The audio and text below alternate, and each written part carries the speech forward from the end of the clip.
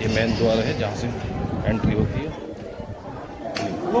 रोज नाम क्या रोज नाम क्या भाई वो कैसा लग रहा है कहाँ लगा हुआ सरोवर पे यज्ञ कर रहे हैं, माता सावित्री आती है और उनको श्राप देती है कि कोई भी गृहस्थी आपकी मूर्ति पूजा नहीं करेगा क्योंकि आपने अपना वचन भंग किया है। इसलिए वर्ल्ड में एकमात्र ब्रह्मा जी का मंदिर हुआ। जो 2 श्राप है वो पूरी जानकारी मैं आपको सरोवर पे दूंगा। ये देख लो सप्तऋषि पूजा। अच्छा देखिए, आप पुष्कर आते हैं। पुष्कर किसके लिए आता है? पुष्कर किसी स्थान का नाम नहीं है, पुष्कर इस सरोवर का नाम है।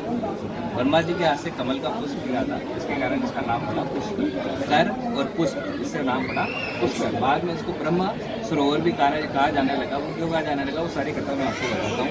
आप पहले जान लीजिए कि ब्रह्मा जी और जो गायत्री जी है, इनकी दूसरी पत्नी है, ये यहाँ पे बैठ कर यज्ञ कर रहे थे। आप इसको स्थान को प्रणाम करें कि पहला यज्ञ जो शुरू हुआ था वो यहाँ से शुरू हुआ। ये माता सावित्री है जो कि सौभाग्य की देवी गई जाती है, गुड लक की देवी गई जाती है।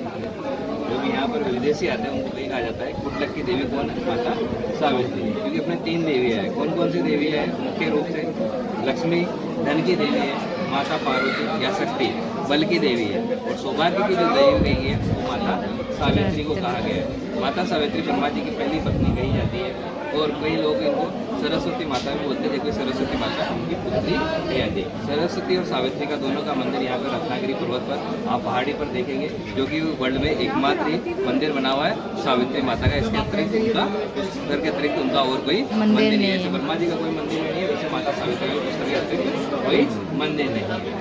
अब यहाँ की मुख्य घटनाएं में जैसे वहाँ पर आप गुरुद्वारा देख रहे हो, एक गुरुद्वारा बना हुआ है। गुरु ग्रंथ साहिब का जो पहली बार वाचन हुआ था गुरु गोविंद सिंह जी ने यहाँ पर सरोवर के किनारे बैठकर किया था, इसलिए गुरुद्वारा वहाँ पर बना हुआ है। इसके अलावा इस पहाड़ी पर आप एक मंदिर देख रहे होंगे।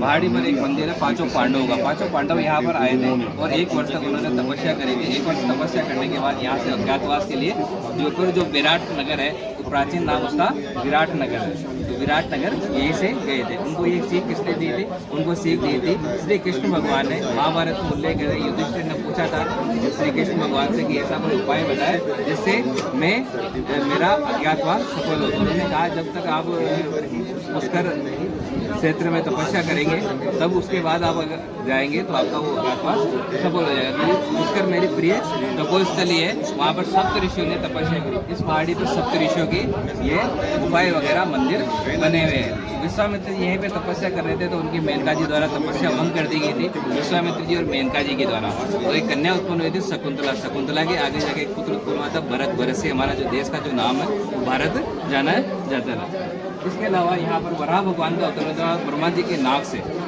ब्रह्मा जी के नाक से वराह भगवान जिसने पृथ्वी को रसातल से निकाला था, उनका अवतरण हुआ था। इसके अलावा यहाँ पर एक कथा और घटित हुई थी विष्णु भगवान की, जिसके कारण इसको मोक्ष का द्वार कहा जाता है। क्या घटना हुई थी कि हाथी यहाँ पे जल में स्नान करने के लिए आते थे। जल में स्नान करने के लिए आते थे तो मगरमच्छ ने उसका जो मुखिया था उसका पैर पकड़ लिया, उसको अंदर खींचने लगा। उसने अपने पूरे परिवार को, दोस्तों को और अपनी पत्नियों को सबको बुलाया, लेकिन कोई उसकी मदद के लिए नहीं आया। जब कोई मदद के लिए नहीं आया, जब आखिर में उसकी सूंड जरा सी बाहर बची तो उसने नारायण को पुकारा, नारायण नारायण नारायण 3 बार इस तरह उच्चारण किया। नारायण गरुड़ की से भी तेज गति से यहाँ पर पधारे और सुदर्शन चक्र से उस मगरमच्छ की गर्दन काटकर उस हाथी को कहा कि बता तुम्हें क्या चाहिए। तो उसने कहा जैसे संसार का कोई व्यक्ति जब मेरी मदद के लिए नहीं आया तो मैं संसार में जीकर क्या करूं, इसलिए आप मुझे अपने शरण में लो और मुझे मोक्ष प्रदान करो। तो नारायण ने कहा जिस तरह से जल में रहकर तूने मेरी प्रार्थना करी और मुझे मोक्ष के लिए पुकारा है, तो उसी तरह से इस जल को जो भी पूजन अर्चन करेगा और इसमें जल में स्नान करेगा उसको मैं मोक्ष प्रदान करूंगा। अब मुख्य स्टोरी जिसके कारण यहाँ पर लोग आते हैं, यहाँ पे 3 तरह की पूजा की जाती है। 3 तरह की पूजा किस लिए की जाती है? एक तो पिंडदान यहाँ पर किया जाता है अपने पूर्वजों के निमित्त। दूसरे होते हैं तर्पण का, क्योंकि स्वर्ग में जल नहीं है तो यहाँ पे जल अर्पण किया जाता है अपने पूर्वजों को, क्योंकि अपना जो कुछ दिया गया है वो पूर्वजों के द्वारा दिया गया है। और तीसरी तरह की पूजा होती है सुख शांति सौभाग्य की पूजा, जो पति पत्नी जोड़े से बैठकर यहाँ पे करता है, अपने सभी मनोकामनाएं माता सावित्री से मांगता है। क्योंकि माता सावित्री कौन है? घर के गृहस्थी के जितने भी सौभाग्य, जैसे किसी के पुत्र नहीं हो रहा है, किसी के व्यापार में वृद्धि नहीं हो रही, किसी के बार बार घर में बीमारियां होती है, या फिर किसी के जो लड़के की शादी या लड़की की शादी नहीं हो रही है, तो ये सारे जो वरदान है ये माता सावित्री प्रदान करती है। इस तरह के जो है गृहस्थी की समस्या माता सावित्री के द्वारा इसके लिए इसके लिए क्या यज्ञ किया जाता है या क्या? इसके लिए पूजन किया जाता है, जो सौभाग्य की पूजा की जाती है।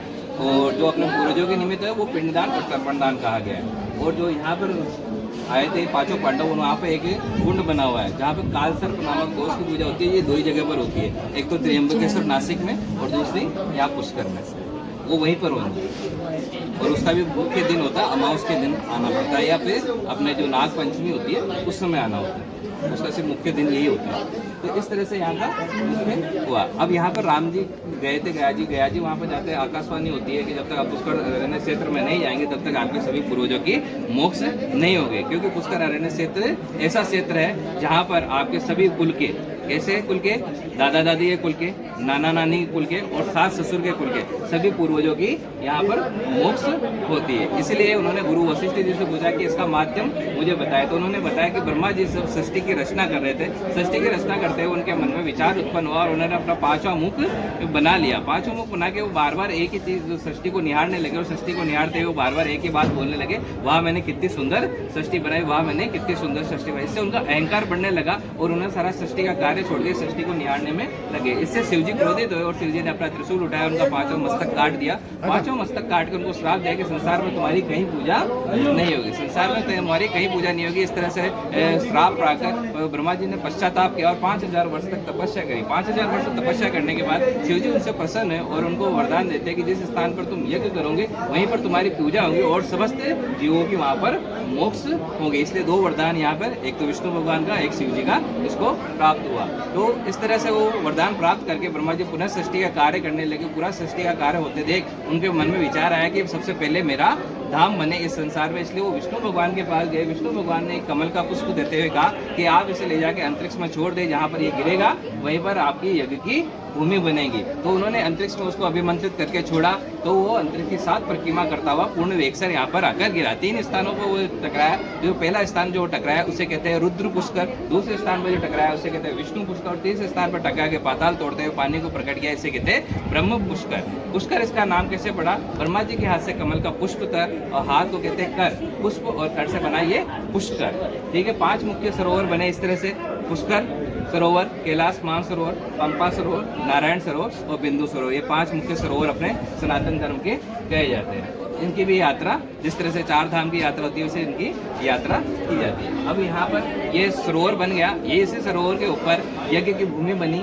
जो आप सामने देख रहे हो। और यज्ञ की भूमि के ऊपर यज्ञ के विचार से ब्रह्मा जी ने समस्त 33 कोटि देवी देवताओं को आमंत्रित किया। समस्त 33 कोटि देवी देवता यहाँ पर आए। समस्त 33 कोटि देवी देवताओं को अपना अपना स्थान ग्रहण करवाया और ब्रह्मा जी की जो पहली पत्नी माता सावित्री, उन्होंने इसका शुभ मुहूर्त निकाला।